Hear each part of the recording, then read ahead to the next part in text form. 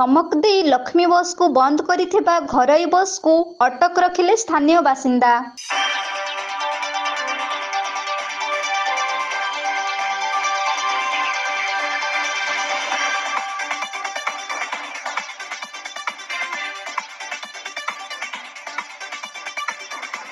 राज्य सरकारଙ୍କ द्वारा यात्रीमाने सुविधा एवं सहजरे जिबा आसिबा करिबा पई लक्ष्मी बसर व्यवस्था करा जायछि। एही लक्ष्मी बस द्वारा अनेक यात्री उपकृत हेबा संगे संगे विशेष करी गाँ गहळीरू कॉलेज जाउथिबा छात्र छात्रीଙ୍କ पई विशेष उपयोगी होइछि। किंतु एथिरे घरोई बसर चाहिदा कमी जाइथिला। व्यवसाय मांदा अवस्था को आसिबा परे घरोई बस लक्ष्मी बस को धमक देई बंद करिबा भली परिस्थिति सृष्टि करी ए अंचल पई एक आलोच्यर विषय होई पड़िछि।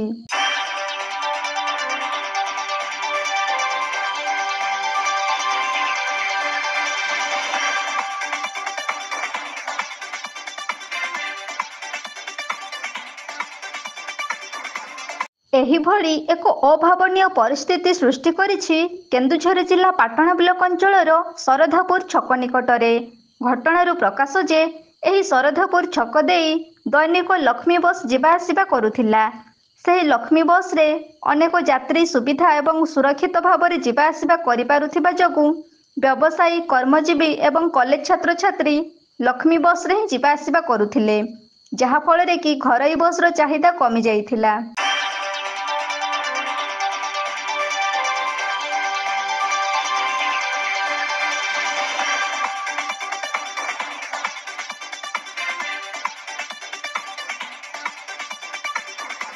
बस व्यवसाय मांदा होइजिबा जगु घरोई बस कंडक्टर ड्राइवर धमक देबा भली गुंडागर्दी कार्य करबाकू मध्य पछै नथिले। लक्ष्मी बस को सरधापुर छक को न आसिबा पई उभय ड्राइवर एवं कंडक्टर को धमक देइथिले।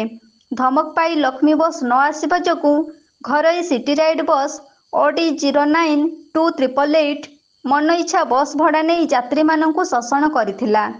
प्रकाश थाउ कि सरधापुर छकरू मैदान केल मात्र 3 किलोमीटर रास्ता को कॉलेज छात्र छात्री माननक पाखरू 20 टंका बस भड़ा आदाय करुथिला।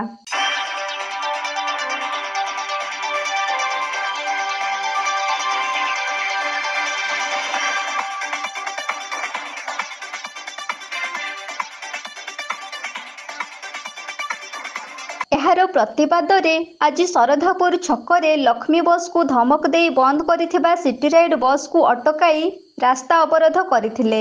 एथिरे विशेष शोषणर शिकार होइथिबा कॉलेज छात्र छात्रीଙ୍କ सहित तांको अभिभावक माने शामिल होइथिले। पुनर्बार लक्ष्मी बस चालू एवं मन इच्छा बस भड़ा नेउथिबा घरोई बस विरोधरे दृढ़ कार्यानुष्ठान नेबा पई प्रशासनकू जनसाधारण अनुरोध करिसंती। आउ एमिति अन्याय भावरे गोटे सरकारी बस को धमक देई बंद करिबा पछरे कहार हाथ रहिथिबा संदेह सृष्टि होउथिबा बेले एहार प्रकृत तदंत करी आईन श्रृंखला को नियंत्रण रे रखिबा पई बुद्धिजीवी महल रे आशा प्रकट करिसंती। हमें 5 टका बस रे जाऊ आसो से 5 टका बस टा को भी हमने धमक देजंती कि आसबो नहीं। कंडक्टर हमको से बस वाला भी कहले कि हमको धमक देजंती बोली फोटो उठे कि भी नेचंती हमें देखिजु आउ धमक देई देई भी 10 टका 20 टका एमती नउची।